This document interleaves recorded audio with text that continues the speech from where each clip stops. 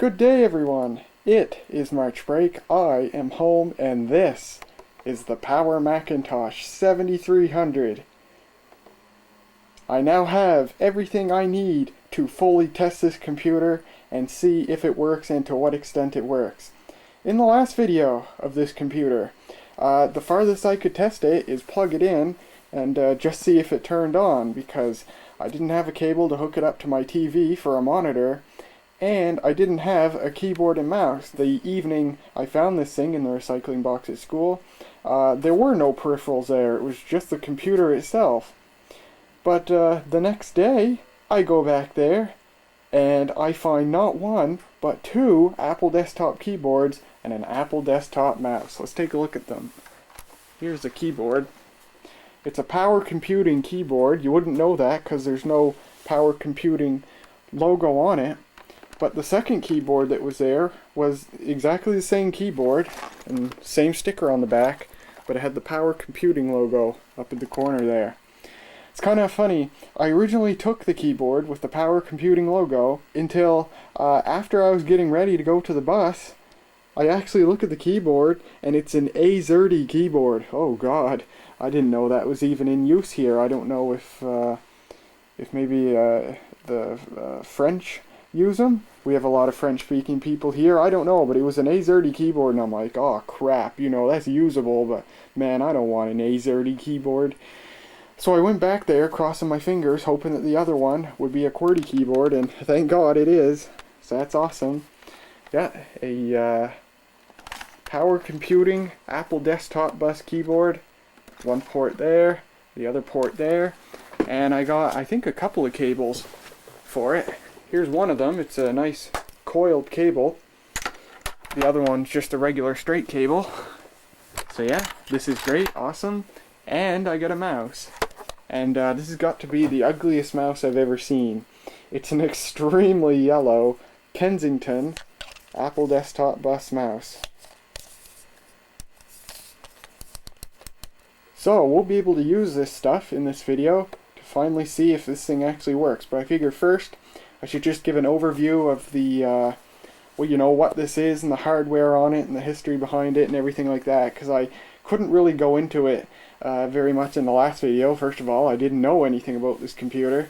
I was kind of, whatever information I was kind of giving on the fly. And second of all, I wasn't in a perfectly appropriate state of mind to be making a video and putting out information and stuff, because I was so excited to get this thing.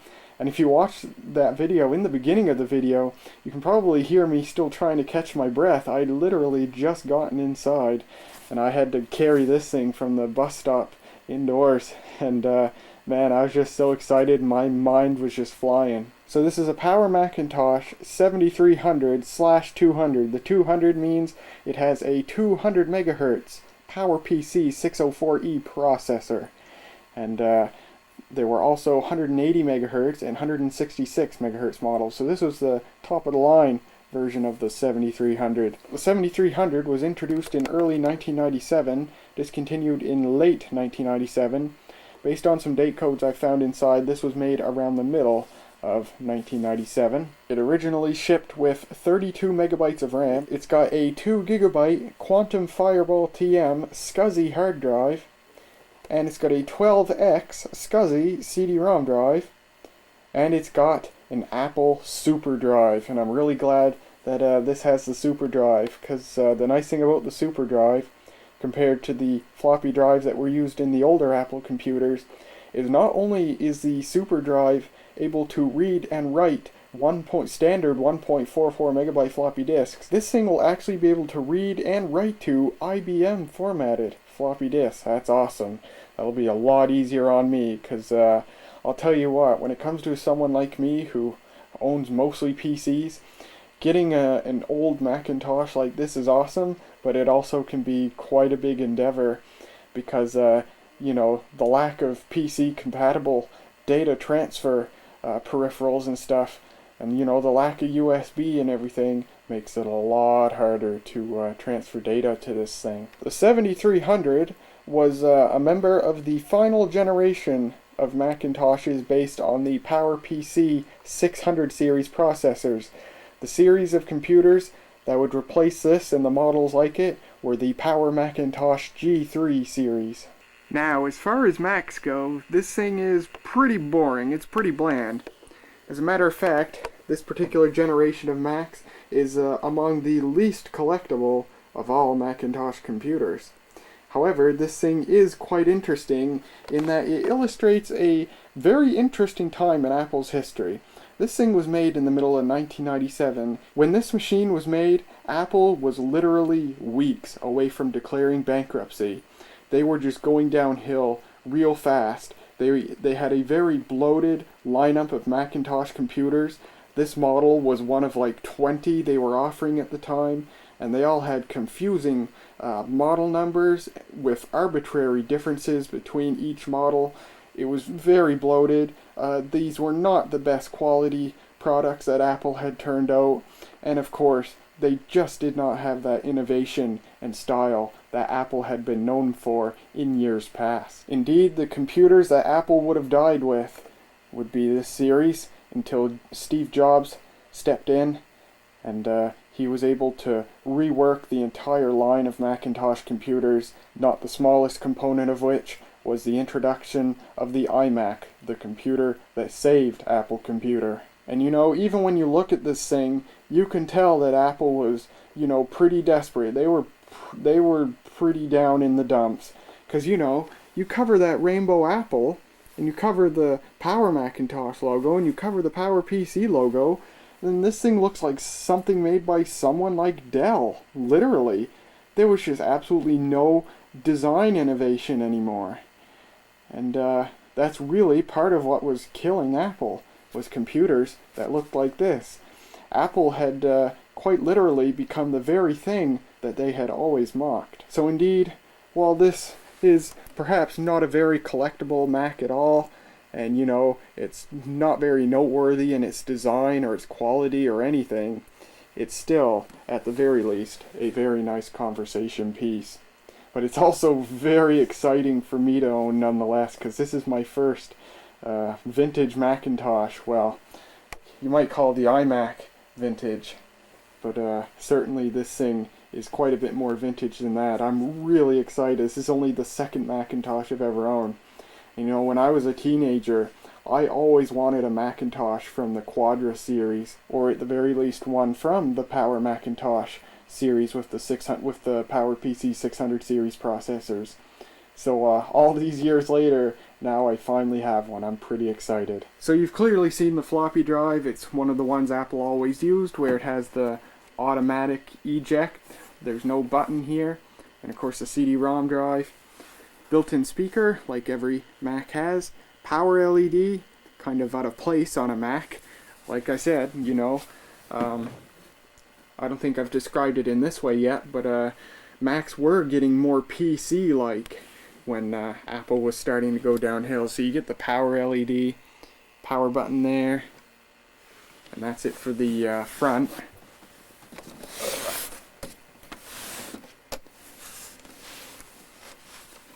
If you look at the back, you've got the power connector, a connector to plug the monitor into. You got 3 PCI slots here. None of them are in use on this machine. Microphone and audio output. Apple desktop bus for the keyboard and mouse. The Apple display connector. The owner of this machine bought a Apple display to VGA adapter to use a regular monitor. That's really nice, I'm glad. Serial ports for the printer and modem. 10 megabit Ethernet, sweet. And, oh god, I don't remember what this is. I know this is a SCSI port. And that's about it. So now let's look inside this. Now to open one of the Macs in this case up, not all of them have this, but mine does. It has a security bar. There's one screw there that you first have to take out. And if you just try pulling up on the bar, it's not going to come, not at all. At least not unless something breaks. What you got to do is you got to push inwards on the bar. Oh. I guess, yeah, you got to make kind of an upward motion too, and it comes off. And there you go. Next, there's a tab under here and a tab under here. Press up on those and pull the case towards you. Just like that, and it lifts off, and you're in. And there's these finicky metal plates here, these shields for the floppy drive and the cd-rom. They're really finicky. I don't like them at all, but you know, I'll struggle to keep them there just in case they're important for some reason. And there's a date there, March 31st, 1997. There's the power button. There's the hard drive. There's the floppy disk drive. It was made by Panasonic. Earlier ones were made by Sony. The power supply is a 150 watt unit made by Aztec. You can grab this plastic door right here and open it up. That gives you access to the processor, the PCI slots, the speaker, and there's what's called a CUDA button right there, CUDA. The CUDA is basically, it basically works like the BIOS. Its purpose is to store hardware parameters that don't belong in the BIOS for whatever reason. I'm saying BIOS, obviously I'm a PC guy. Whatever you'd call the BIOS on a Mac. I guess it'd be the PRAM. The PRAM. So yeah, the CUDA works like the PRAM, but it stores stuff that the PRAM doesn't or something, and it doesn't use the PRAM battery. It just connects to power, and then if power is interrupted, there's a capacitor that'll keep the CUDA alive for a while, and then it dies, but it's really no problem anyway. This thing, just pull it out. Wow, I saw a piece of plastic. Oh, it's a piece of plastic fell down there when I pulled that thing out. That's not very cool. Oh well. Plastic gets brittle with time, and I'm sure it's nothing important. This one, same thing, pull it out. Then the entire chassis, well, flip this thing over, that serves as a foot. And the entire chassis lifts up, and it rests on that foot right there. Make sure that's locked into place. And there you go. You have 8 RAM slots. I think I said before, this thing shipped with 32 megabytes of RAM. It could be upgraded officially to 512 megabytes. And unofficially, this might support a gigabyte using 128 megabyte sticks, which Apple did not support. Your PRAM battery goes in there. I took it out. It was stone dead. I have another one coming. I've actually ordered 2 because, of course, I haven't booted the iMac in about 20 years, so the PRAM battery died in that as well. So I'll have one for that. And yeah, and then this slot right here is the level 2 cache for the processor. If I remember right, 256 kilobytes is standard, can be upgraded to a megabyte. And then this slot right here is called ROM sim. I do not know what it's for. I haven't been able to find that. And these white slots here are for the video memory. 2 megabytes is standard, it can be upgraded up to 4. And that'll give you higher resolutions and better color depth at particular higher resolutions. Floppy connects in there. It's a proprietary thing because Apple. Your power supply plugs in there. It's also a proprietary thing because Apple. However, I have read that you can modify a standard ATX power supply to work in one of these because, you know, all the voltages and signals are the same, just the pinout's different. And I don't know if this is 24 wires in that connector. And then right there you have your SCSI. 2 ports, one used for both the hard drive and the CD-ROM drive. And yeah, that's about it. Power supply fan right there. And we let this back down. So let's put this thing back together. Click that in. Clip that in. Close the door. And put the case back on. I've got a monitor right there. We'll set everything up on the bed here. Keyboard, mouse, and we'll see if this thing works. I'm excited. Alright, everything's hooked up here. Monitor's connected to power and turned on and connected to the display output. Keyboard connected to the Apple desktop bus and mouse connected to the keyboard. Everyone get hype. We're gonna see if this thing works. Here we go. I'll try the key on the keyboard. Nope.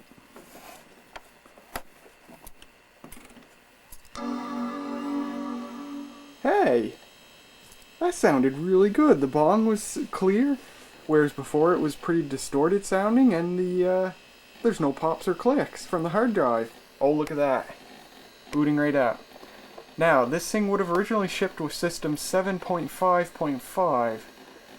So, well, no, I was just going to say I can't tell from this box here what version it's running, but I can tell from the background that's the Mac OS 8 background. So this thing's running Mac OS 8.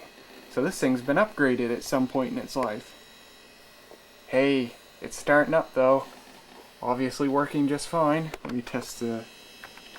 Yeah, that works. Oh, that's not numlock. I think it's numlock. I don't know these Macintosh keyboards.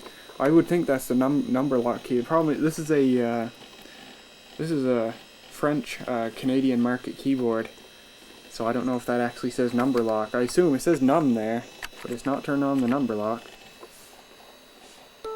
Oh, we got sound. Your clock is not set. Yeah, I know that. Our quick launch is up there for some reason. Everything's quite small. Well, looks like we're running at the monitor's native resolution, 1280 by 1024. Okay, does the mouse work? Yes, it does. Wow. It doesn't move very well, and it's super slow for some reason. Hey, we get a working computer, though. Let's lower the resolution. It's going to make it fuzzier, but it's going to make things a lot easier to read. And holy crap, this mouse is annoying. I better roll the ball with my finger. Also, I don't like the quick launch bar up there. 1024. Let's go 832 by 624. That's an odd resolution. Okay. Really fuzzy, but at least things are easier to read now. Oh my god, I gotta go into the settings and fix this mouse. Oh,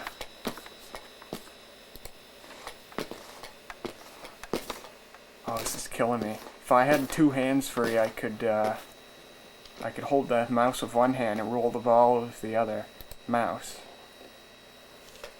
What is set to the fastest speed? Oh my god. Man, I hope that doesn't mean this mouse is designed to be super slow or something. Maybe it's just a software program running on here. Oh my god, it's painful. The ball in this mouse is painful too.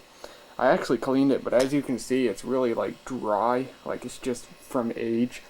I'm gonna haul a ball out of another mouse and see if that works better. Wow, I put a ball from another mouse in here. Infinitely better. Oh my god, that's so great. I love it. Alright, let's see if we can drag this quick launch. No? No quick launch? Let me try lowering the resolution. Go to 640 by 480. Oh crap. I hope it switches back. Thank you. Now what did I do wrong? Doesn't this support? Oh, I put it to 120. Oh man, 120 hertz. I'm glad this monitor just took it in stride and just, because you know, if you guys have been subscribed to me long enough, you may remember years ago I destroyed an IBM ThinkVision CRT monitor by running it at too high of a refresh rate, and it literally physically destroyed the monitor. I'm glad this didn't do the same. Let's go to 67 hertz and that should work. Bingo. And it's still not at the bottom. Oh well. I don't know. Should be a way to drag it. Oh well. Apple Talk. CD drive. File sharing, color dev. Let's go to 1024. How's that look? That's alright. I'll go down one more, make it easier for you guys to read. 832 by 624. Okay, well, we got stuff on here. Let's check the about this Mac. Indeed, Mac OS 8.0.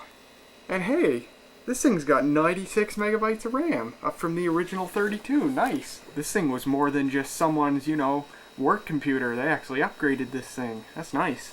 And only 7 megabytes of RAM in use.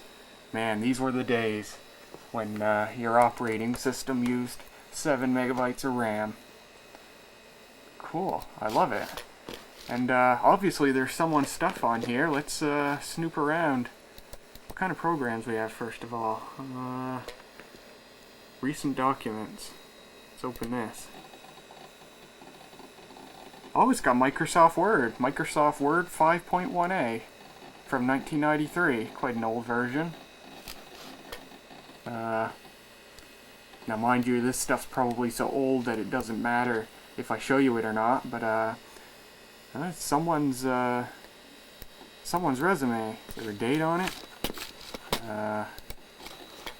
Well, actually I'll just go into the... Oh, Word's still open. That's always weird about old Macintosh programs. After you close the window, the program itself's actually still open. You gotta go to File, and go to Quit. And there. Let's go to the Macintosh HD. And, here's some dates.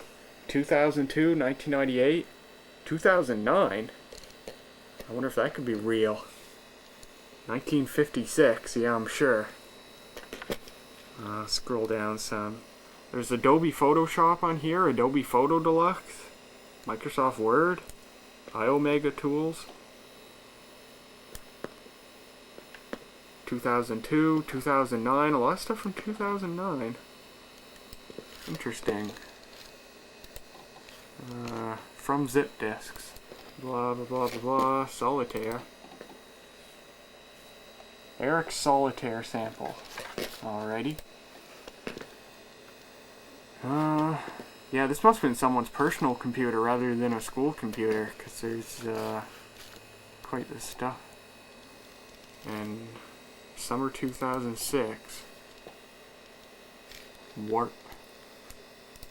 Weird stuff on here. Let me open one of these, see what it is. ProWeave. Some kind of painting program. Someone's picture on here? Nope. Just one dot. Can I draw? Hey, I can. Whee! Let's get rid of that. Save workspace. No. Summer 2006. Yeah, this thing must have been in use as recently as 2006. And there's 2009. So this thing was used as late as 2009. That's impressive for a computer from 1997. What's this? It's an Adobe Photoshop photo.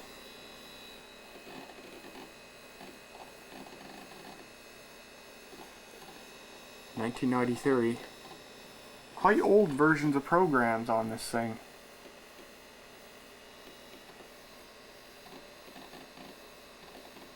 It's getting there.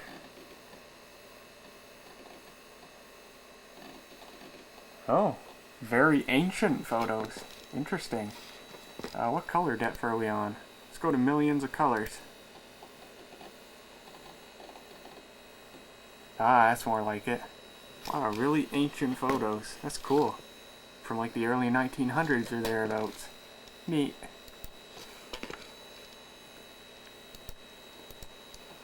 Wedding pics? Really? What are these? Huh. So it is. It's actually pictures of someone's wedding. Interesting. What's the date on these? View, file, get info. Oh, 1956. I found a previous system folder. That might be what was the original OS on this, which presumably would have been System 7.5.5. But yeah, by the looks of it, this thing was last used in 2009, which is pretty impressive, although it seems like the last time this saw, frequent use was in 2002. So yeah, this thing led a pretty normal and a good life for a computer of its age. Now I'm really interested about that floppy drive, so let me grab some floppies, which might or might not be any good. It's been a while. This one might or might not be good. Now, is it motorized intake? Nope. You just push it all the way in, but I know it's motorized. Oh, hey. Look at that, I read it already. Format. Oh yeah, see, this can format DOS disks. That's awesome. Yeah, sure, format it. Initializing will erase all information. Go for it. I hear it. Sounds just like a PC drive. Wow, that startled me for some reason. Disk initialization failed. Oh man, I hope that drive doesn't have, I hope that drive isn't broken, because, you know, friggin' proprietary drive. How expensive would it be to find another one? Well, let me try another disk and see. Alright, here's a disk I've never used. I bought it brand new, it might not even be formatted. Let's try that. If it doesn't work, then I will have to take apart the drive and see if the mechanism moves freely. I have had to oil the mechanism, the head motion mechanism of a floppy drive before, and I successfully fixed that drive, and that drive still works. Alright, well, this one wants to format as an 800K. That's in... Really? Why? That's a 1.4 megabyte disk. Why does it want to format as 800K? Why does it want to format? What was the difference between that disk and the first one I tried, which it did recognize as a 1.4 megabyte disk? Let me try another one here.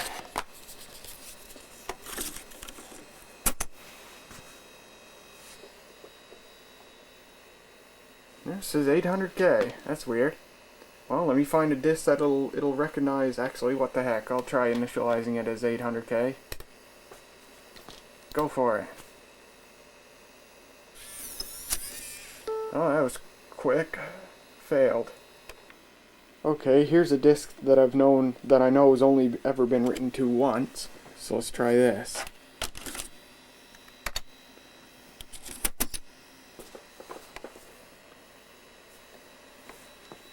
Oh, it still says 800K. What was with that very first disk that it said 1.4 meg?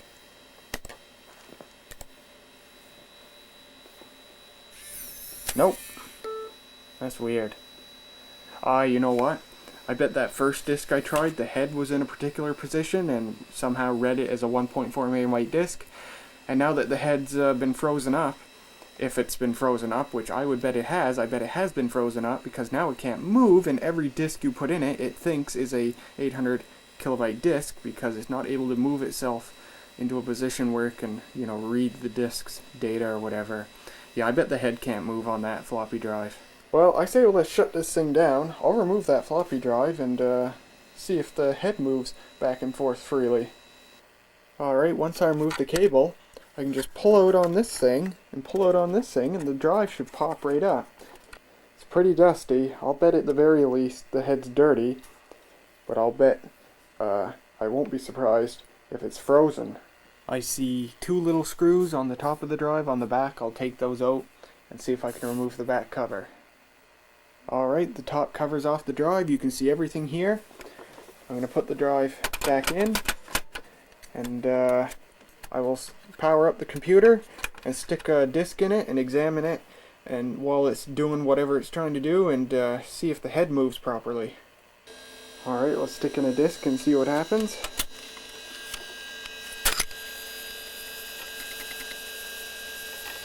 Oh, wait, what? Oh, it didn't ask to initialize it. It just says it's there, ready to go. Let me open it and see what it does. What? No, open. I don't know what the keyboard shortcuts are. Okay, according to this it's working. Well, let me try dragging a thing to it.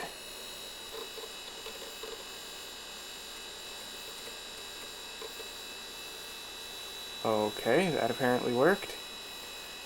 Actually, you know what? Let me just go and tell it to format the disk. Okay, Macintosh 1.4, erase. Now the head is moving. Right now it's looking just fine. It is working absolutely fine. I don't know what happened between when it wasn't working and now. It had just opened in the cover. Maybe there was a piece of dust on the head, I don't know.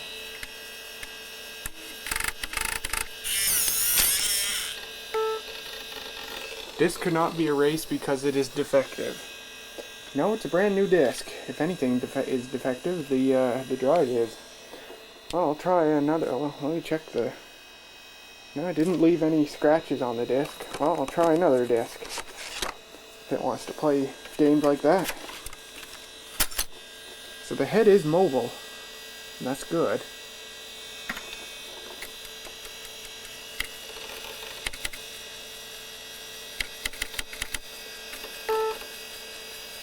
There's a problem with the disc.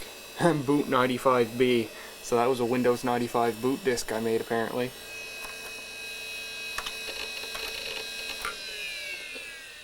Okay, I think I noticed the problem.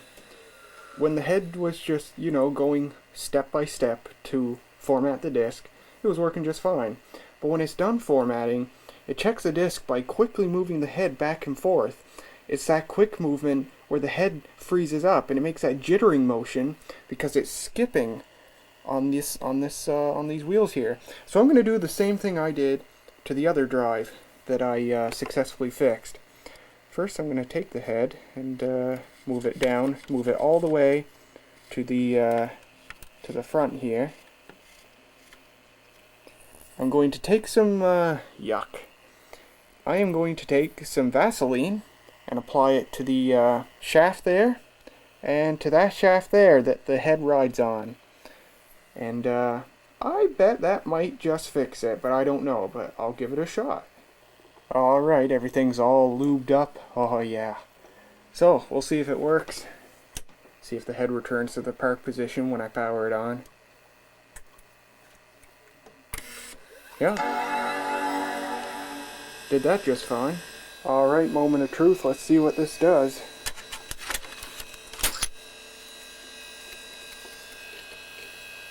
Okay.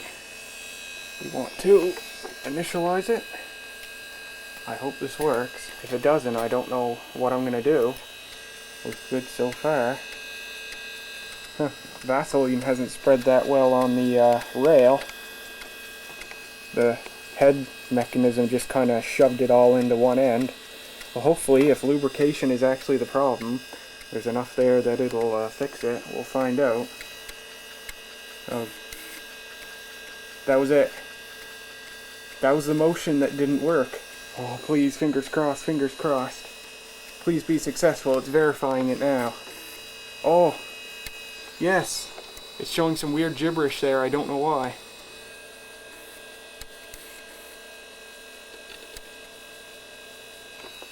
It finished. Yes. Oh man, that's sweet. This is the second dead floppy drive that I have repaired that way. That's awesome. So if you ever have a floppy drive and it's just not working, and you know your discs are good and stuff, open it up and see what the head does when it tries to format. If it's clearly, you know, skipping tracks on skipping the screw pattern on the stepper motor or something like that, just slap some Vaseline on it. Slap some Vaseline on it there and on the rail that the head rides on. Sweet. Now let's try the first disc that I couldn't get working. Format as a Macintosh disc. Initialize. Go. And we'll see if it works. Ideally you should use lithium grease. I just don't have any on hand. It's pretty cheap to get though. And it finished. Incredible. And let's see if the CD drive works. I'll put in a music CD. Alright, I sure hope Rod Stewart works.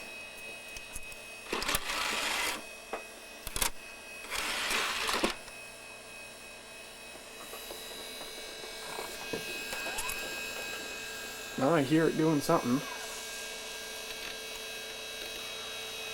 And it's playing. Oh, sweet. It's playing just like that at the speaker.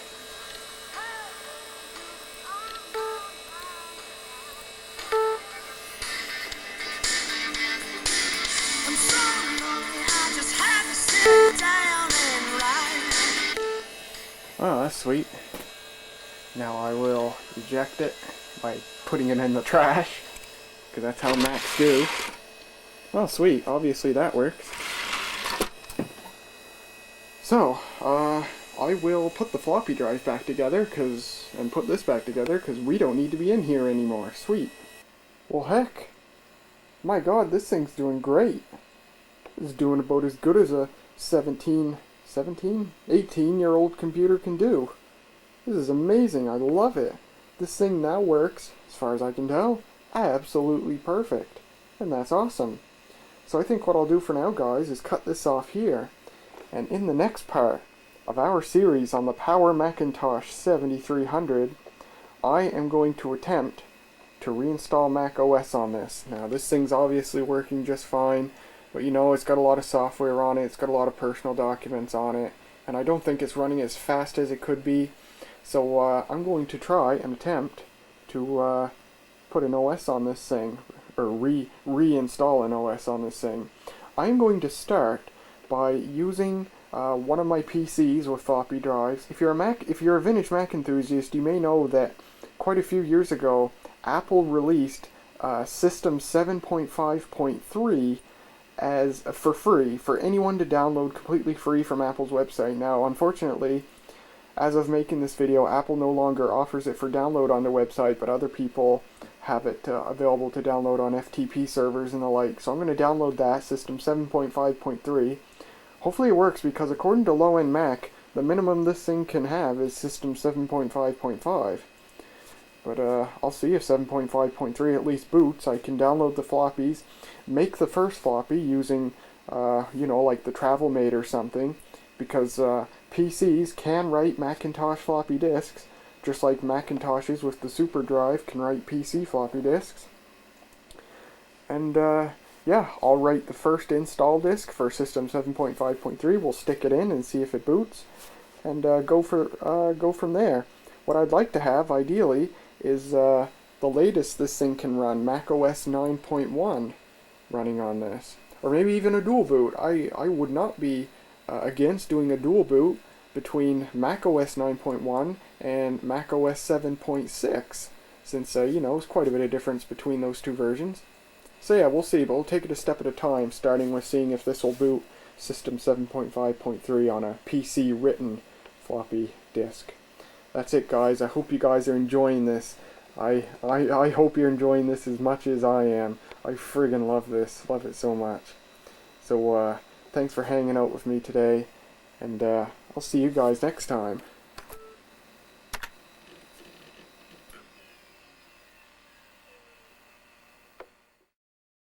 Let's turn it on and hear the all famous bong. It's gonna start up into Mac OS 10.4.11. Beautiful. Oh, let's try this again. Whoa! And there you go.